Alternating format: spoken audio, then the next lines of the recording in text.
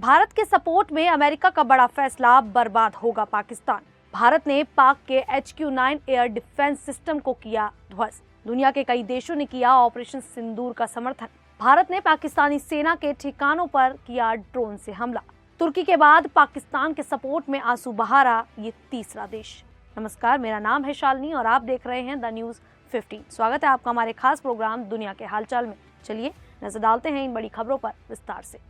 भारत द्वारा 7 मई को आधी रात में शुरू किया गया ऑपरेशन सिंदूर अभी भी जारी है। पाकिस्तान में आतंकी ठिकानों पर भारतीय सेना द्वारा किए गए एयर स्ट्राइक के बाद से दोनों देशों की सीमाओं पर जबरदस्त फायरिंग हो रही है, जिसको देखते हुए अमेरिका ने अपने नागरिकों के लिए जरूरी एडवाइजरी जारी की है। अमेरिका ने अपने सभी नागरिकों को लाहौर और पंजाब प्रांत छोड़ने के निर्देश दे दिए हैं। अमेरिका ने अपने नागरिकों से कहा कि या तो वे शहर छोड़ दें या किसी सुरक्षित जगह पर चले जाएं। अमेरिका ने अपने नागरिकों को राजदूतों और अधिकारियों के लिए जारी की गई एडवाइजरी में कहा है, लाहौर और उसके आसपास ड्रोन विस्फोट गिराए गए ड्रोनों और संभावित हवाई क्षेत्र में हमले के कारण लाहौर में अमेरिकी महावाणिज्य दूतावास ने सभी वाणिज्य दूतावास कर्मियों को सुरक्षित स्थानों पर रहने का निर्देश दिया है। सक्रिय संघर्ष वाले क्षेत्र में खुद को खोजने वाले अमेरिकी नागरिकों को अगर वे सुरक्षित तरीके से निकाल सकते हैं तो उन्हें निकल जाना चाहिए। अगर निकालना सुरक्षित नहीं है तो उन्हें सुरक्षित स्थानों पर रहना चाहिए। तो वहीं भारत ने ऑपरेशन सिंदूर के जरिए पाकिस्तान के एयर डिफेंस सिस्टम पर सीधा हमला किया और उसे भारी नुकसान पहुंचाया। भारत ने हमले में पाकिस्तान के मिसाइल लॉन्चर और एयर डिफेंस सिस्टम तबाह कर दिए हैं।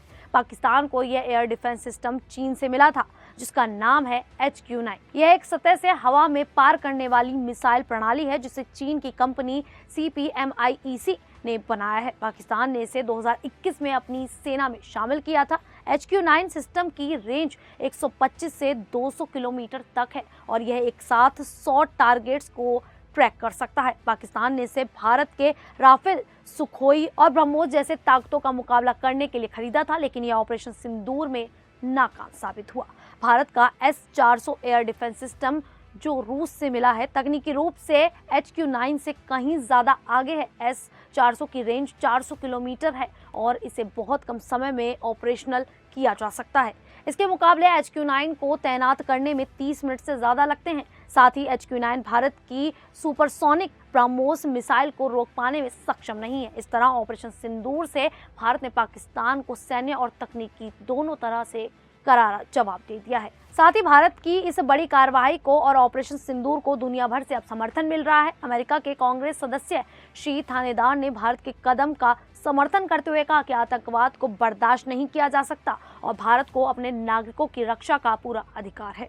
फ्रांस के विदेश मंत्री ने भारत की कार्रवाई का समर्थन किया और कहा कि फ्रांस भारत के साथ खड़ा है। फ्रांसीसी विदेश कार्यालय ने 22 अप्रैल के आतंकी हमले की कड़ी निंदा की और आतंकवाद के खिलाफ भारत के प्रयासों को सही ठहराया। ब्रिटेन के विदेश मंत्री ने भारत के आक्रोश को जायज बताया और पाकिस्तान से आतंकवाद पर सख्त कदम उठाने की मांग की। ब्रिटेन के सांसद ऋषि सुनक और प्रीति पटेल ने भी भारत के आत्मरक्षा के अधिकार का समर्थन किया। इजराइल में भारत के राजदूत ने कहा कि इजराइल भारत के साथ है और निर्दोष लोगों के खिलाफ आतंक फैलाने वालों को बख्शा नहीं जाना चाहिए। डच सांसद ग्रीट वाइल्डर्स ने भारत के समर्थन में ट्वीट किया और कश्मीर को 100% भारतीय बताया। पनामा के विदेश मंत्रालय ने भी भारत का साथ दिया और कहा कि वह आतंकवाद के खिलाफ इस लड़ाई में भारत के साथ खड़ा है। पनामा इस समय संयुक्त राष्ट्र सुरक्षा परिषद का अस्थायी सदस्य है। भारत की यह कार्रवाई और दुनिया की सकारात्मक प्रतिक्रिया ये दिखाती है कि अब आतंकवाद के खिलाफ भारत के रुख को वैश्विक समर्थन मिल रहा है। वहीं गुरुवार को पाकिस्तान के लाहौर शहर में ड्रोन हमला हुआ। यह हमला पाकिस्तान की सेना की एयर डिफेंस यूनिट पर किया गया। इस हमले में पाकिस्तान के 4 सैनिक मारे गए।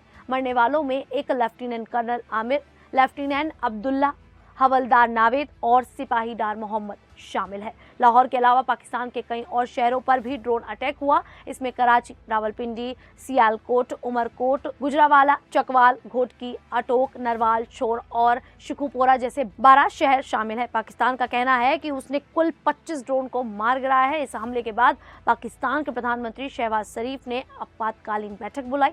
पाकिस्तान की राष्ट्रीय सुरक्षा परिषद ने कहा कि अब उनके सशस्त्र बलों को भारत के हमलों का जवाब देने का पूरा हक है, वो भी अपने चुने हुए समय और तरीके से। पाकिस्तानी सेना के प्रवक्ता लेफ्टिनेंट जनरल अहमद शरीफ चौधरी ने बताया कि इन हमलों और सीमा पर फायरिंग में कुल 31 लोग मारे गए और 57 घायल हुए। बहावलपुर में जैश ए मोहम्मद के मुख्यालय पर हमले में मसूद अजहर के 10 परिवार के सदस्य और उनके 4 सहयोगी भी मारे गए। यह घटना भारत और पाकिस्तान के बीच तनाव को और बढ़ा सकती है। एक तरफ जब भारत की एयर स्ट्राइक पर तुर्की पाकिस्तान की भाषा बोल रहा है और दोनों की करीबी जग जाहिर है, तो वहीं अब एक और देश भारत के एक्शन पर आंसू बहा रहा है। मध्य प्रदेश के बराबर वाले इस देश का नाम अजरबैजान है। पाकिस्तान और तुर्की के साथ अब अजरबैजान भी विरोध में आ गया है। अजरबैजान ने बयान जारी कर कहा कि वह इस्लामिक रिपब्लिक ऑफ पाकिस्तान पर भारत के सैन्य हमलों की निंदा करता है, जिसमें आम लोगों की मौत हुई है। उसने भारत और पाकिस्तान से संयम बरतने और कूटनीतिक तरीकों से समस्या सुलझाने की बात कही। भारत ने कई बार दुनिया को सबूत दिखाए हैं कि पाकिस्तान सीमा पार आतंकवाद का गढ़ है। वहां से आतंकवादी ट्रेनिंग लेकर भारत में घुसपैठ करते हैं और हमला करते हैं। इसके बावजूद अजरबैजान का भारत पर सवाल उठाना हैरानी की बात है। दरअसल अजरबैजान की नाराजगी के पीछे एक और वजह है। उसका पड़ोसी देश आर्मेनिया। भारत और आर्मेनिया के बीच हथियारों का बड़ा समझौता हुआ है। भारत ने आर्मेनिया को Pinaka rocket system, Swati radar और ब्रह्मोस मिसाइल जैसे आधुनिक हथियारों की सप्लाई की है। अजरबैजान और आर्मेनिया के बीच नगार्नो काराबाख क्षेत्र को लेकर लंबे समय से युद्ध चल रहा है। ऐसे में अजरबैजान भारत की आर्मेनिया को मदद से नाराज है। हालांकि भारत के अजरबैजान और आर्मेनिया दोनों से राजनयिक रिश्ते हैं। ये दोनों देश भारत के लिए भौगोलिक रूप से अहम है, क्योंकि ये रूस, मध्य एशिया और यूरोप के साथ संपर्क में मदद करते हैं। खैर, अब इस पूरे मामले को लेकर आप लोगों की क्या राय है, आप हमें कमेंट करके जरूर बताइएगा। फिलहाल अभी के लिए इतना ही। फिर हाजिर होंगे ऐसी ही देश और दुनिया से जुड़ी बड़ी खबरों के साथ। तब तक के लिए देखते रहिए द न्यूज़ 50।